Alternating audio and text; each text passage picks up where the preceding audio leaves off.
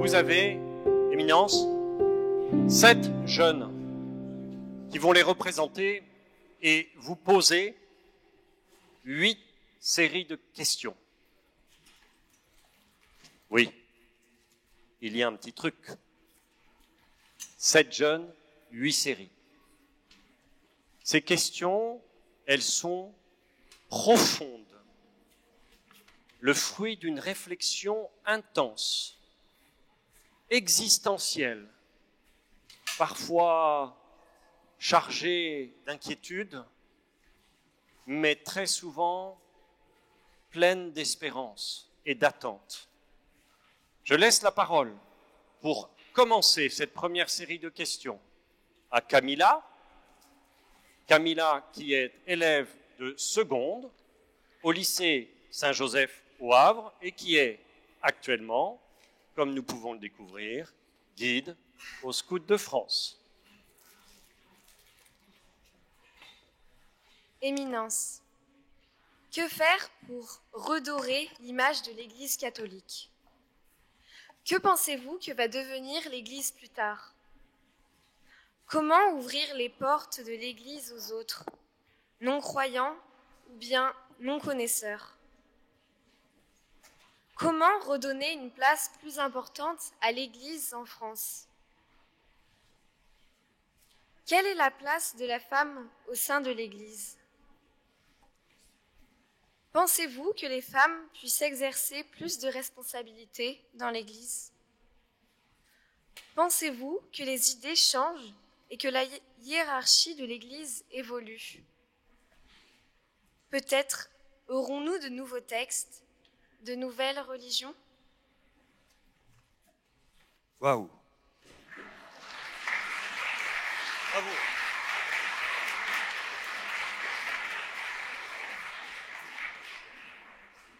Quelle série de questions! Merci beaucoup pour ta liberté et ton audace. Il est important de poser des questions. Il est intelligent de poser des questions. Il est sage de trouver des réponses. Et nous sommes tous responsables de l'avenir. Alors, la première question, que faire pour redorer l'image de l'Église catholique? L'image de l'Église catholique. Il est vrai, quand on regarde un peu l'image de l'Église catholique par les médias, par ce que nous vivons, par ce que certains ont fait et vécu, la situation n'est pas brillantissime. Nous vivons des périodes difficiles. J'étais nommé évêque en 2021. Et déjà, la situation de l'Église catholique n'était pas brillante. Parce qu'on nous disait, je le dis avec respect, une personne m'a dit, tu deviens évêque, maintenant il n'y a que des mémés à l'Église. Je le dis avec respect. Il n'y a plus de jeunes, il n'y a plus de vocation, mais qu'est-ce que vous allez faire? À cette situation qui n'était pas facile, une autre situation douloureuse est ajoutée, avec la crise des abus. Donc nous avons vécu des moments douloureux, difficiles dans l'Église. Je l'ai dit à un journaliste tout à l'heure, les hommes du sacré, parfois, ont massacré des vies. C'est terrible. Et dans cette situation, que devons-nous faire?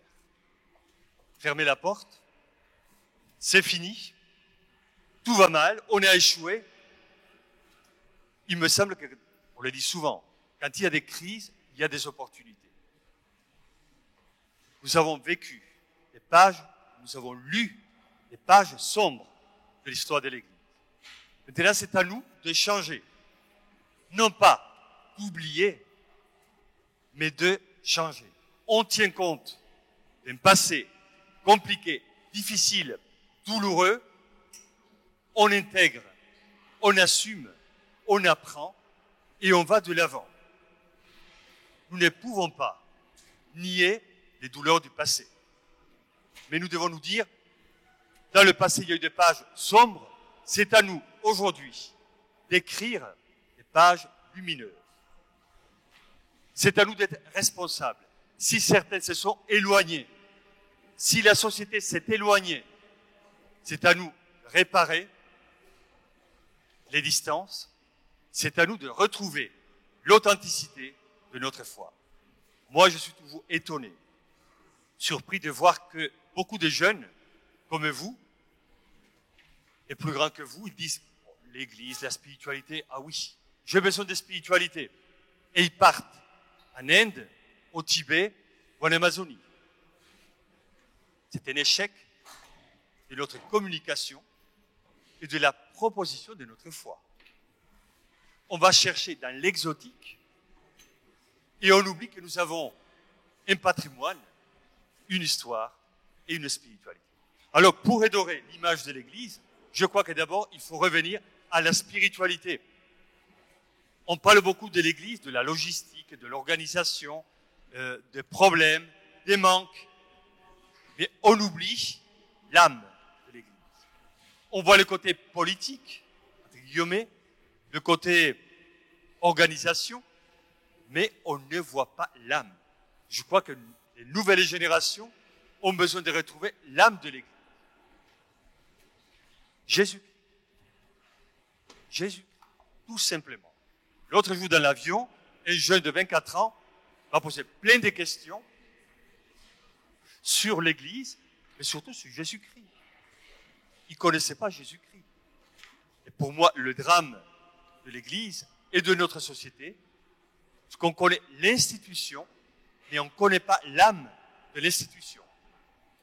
Notre spiritualité, notre foi, notre espérance, notre passion. Alors pour redorer, je crois qu'il est important de retrouver l'âme de l'Église et pouvoir apporter à la société ce que nous avons de meilleur. Nous avons un évangile, il n'est pas connu. Et dans l'évangile, il y a des paroles exigeantes, puissantes. Aimez-vous les uns les autres, aimez vos ennemis, donnez, pardonnez. Ne jugez pas, ne condamnez pas. Pour moi, ce n'est pas de la poésie. Ce sont des paroles exigeantes. Ils ont la capacité de transformer, de transfigurer le monde. Alors, laissons l'Évangile nous parler pour redorer l'image de l'Église. Moi, pour l'Église, pour l'avenir de l'Église, moi, je suis plein d'espérance. Je crois que nous vivons des temps difficiles, mais il faut aller de l'avant. Il ne faut pas sombrer dans le syndrome des Calimero. C'est trop facile. C'est trop dur, c'est trop injuste. On s'assoit, on pleure, on meurt. C'est pas l'avenir. Pas un avenir.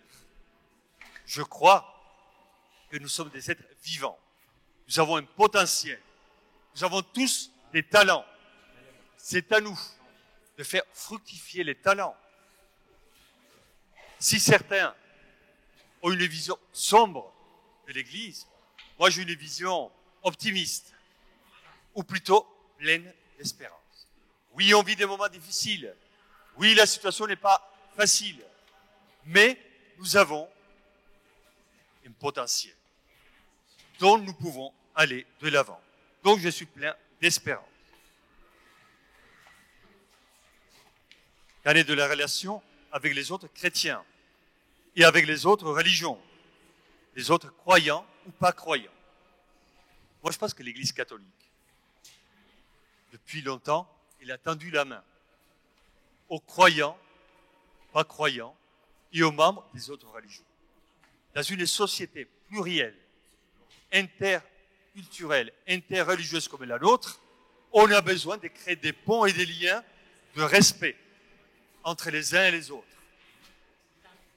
S'il n'y a pas de liens, s'il n'y a pas de connaissances entre les uns et les autres, on perd la confiance. Je crois qu'avec les autres croyants, les autres chrétiens, protestants, orthodoxes, avec les musulmans, avec les juifs, nous avons quelque chose en commun. Nous sommes tous des croyants. Pas banal. Nous sommes tous des croyants. On a quelque chose en commun. Et avec ceux qui ne sont pas croyants, après il faut voir ce qu'on met derrière pas croyants. Ça me pose toujours question. Je me rappelle quand j'étais curé, on recevait des gens pour les baptêmes ou pour les mariages. Je me dis, ah, moi je crois en rien du tout. Hein. Il est difficile de ne pas croire. On croit tous en quelqu'un ou en quelque chose. Je dis alors, et ta femme, et tes enfants, et ta famille, tu crois au moins à l'amour pour eux. Enfin, c'était des personnes qui me disaient, je ne crois à rien du tout, vous n'arrivez pas à me convaincre. D'abord, je suis là pour convaincre quelqu'un. Et pour lui dire, écoute, moi je suis du bon côté, toi tu es du mauvais côté, je vais te faire passer du bon côté. Non. Ça serait de la manipulation, de la domination. Mais on peut partager tout simplement nos convictions, notre vision, notre foi. Et donc, pour moi, il est difficile de dire, alors peut-être qu'il y a de non-croyants en Jésus-Christ.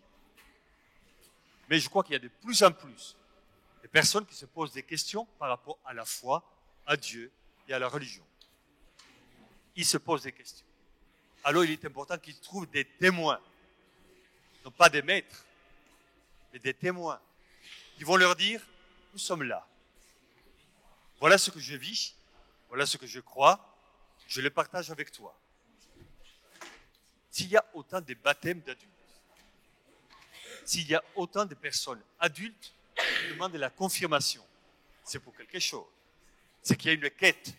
Parce que le matérialisme et l'individualisme n'ont pas donné les réponses à tout. Donc à un certain moment, on se pose la question de Dieu. On se pose la question de l'avenir. La mort et après. Qu'est-ce qu'on devient? C'est pas nouveau.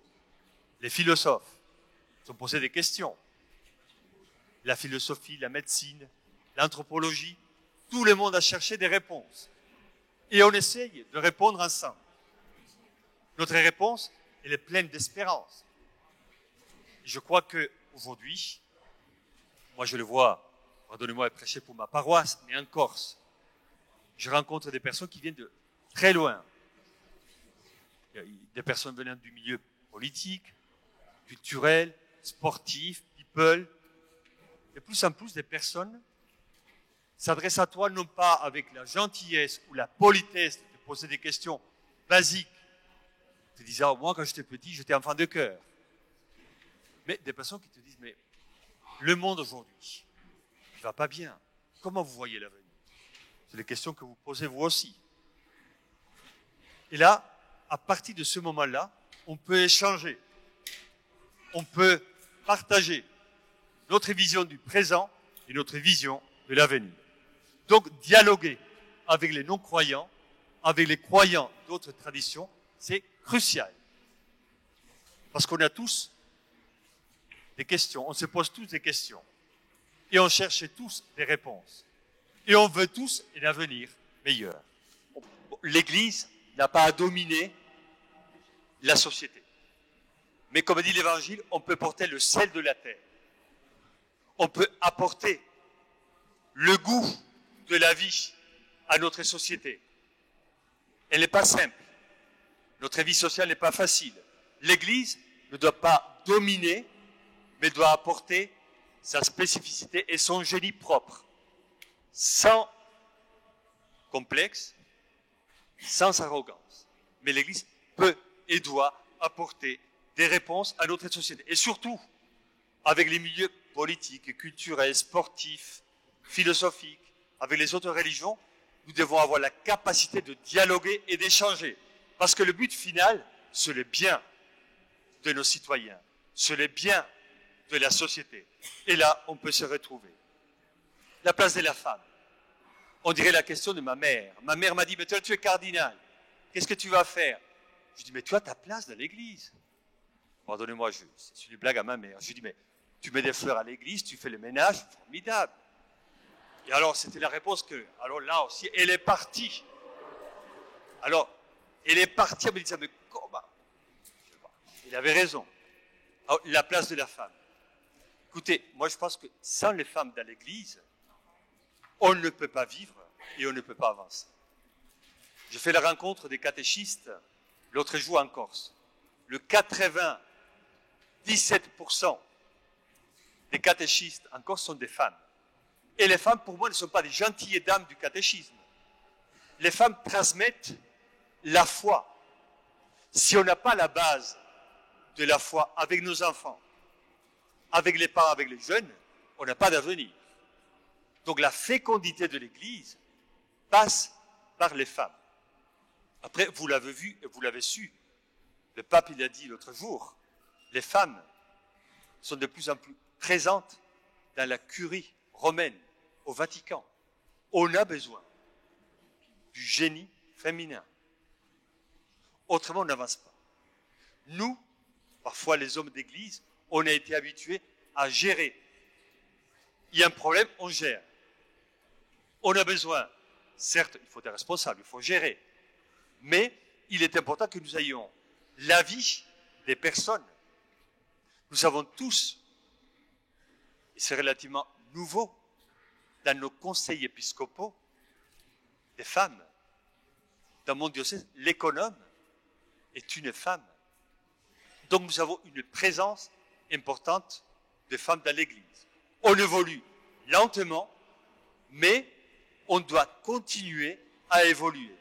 Si on n'écoutait pas les femmes, on n'avance pas. Donc c'est pour cela que je crois que la place de la femme est cruciale. Mais moi je vous dis, est-ce qu'il faut le dire? C'est normal. Certains pensent qu'on a méprisé les femmes, peut-être dans le passé. Mais aujourd'hui, dans ma vie personnelle, dans l'animation du diocèse, ça la présence, la finesse, la ténacité, la douceur et la force des femmes, on n'avance pas. Ensuite, il y avait des questions aussi sur la hiérarchie de l'Église. De nouveaux textes, de nouvelles religions. Il y avait aussi la question des musulmans et de la peur des musulmans. Écoutez, moi je pense que dans la vie, on ne peut pas et on ne doit pas avancer en fonction de la peur. La peur ne peut pas être le moteur de la vie. L'amour doit être le moteur de la vie. Et quand je vous parle d'amour, je vous parle d'amour gloire et beauté, je ne parle pas de ça. Ou d'un amour romantique et sympathique. L'amour puissant qui transforme les vies. Et alors certains disent, comme tu poses la question, il y a beaucoup de musulmans, ils s'affichent sans complexe, ils sont libérés, nous on n'est plus coincés. Je pense qu'on n'a pas à nous comparer d'une manière basique. Nous avons à nous soutenir, chacun dans sa spécificité. Et chacun selon ce qu'il est, ce qu'il vit. Parce qu'on a tous à apporter quelque chose de bon et de bien à la société. Mais surtout, il ne faut pas avoir peur des autres. On n'est bâti pas une identité contre l'autre, mais avec l'autre et pour l'autre. Dans l'Église catholique, il y a la question de la hiérarchie. La hiérarchie, elle est toujours la même. Il y a un pape, il y a des évêques, des prêtres, des diacres, des fidèles. On a une hiérarchie. C'était une hiérarchie à une époque, elle était pyramidale. Aujourd'hui, elle est circulaire. On a besoin des responsabilités. On a besoin d'une hiérarchie. On a besoin d'une architecture intérieure. Mais on a besoin surtout de chasser de notre mentalité la dimension ou la mentalité, je dirais, de la domination. Ce n'est pas parce que tu as une responsabilité que tu dois dominer les autres ou les considérer comme inférieurs à toi. Avoir une responsabilité, qu'on soit évêque, ministre ou autre, ne signifie pas qu'on va se servir des autres, mais on va servir les autres. Pour moi, la hiérarchie et l'évolution de la hiérarchie est liée au service d'un peuple et au service des autres. Donc, vivons sans crainte, vivons sans peur. Nous avons besoin d'une hiérarchie, d'un ordre. Pour moi, la hiérarchie, c'est l'ordre aussi. L'ordre de l'Église, Et après, par rapport aux nouvelles religions, je ne sais pas s'il y a de nouvelles religions, il y a de nouvelles spiritualités, il y a de nouvelles visions de l'Église, mais l'être humain est créatif. Je disais tout à l'heure que nous ne vivons pas dans un pays où on vit un conte du genre Alice au pays des merveilles, mais on vit, et la Bible nous le dit, c'est Dieu au pays des hommes. Et l'être humain est créatif. Alors on laisse l'être humain faire.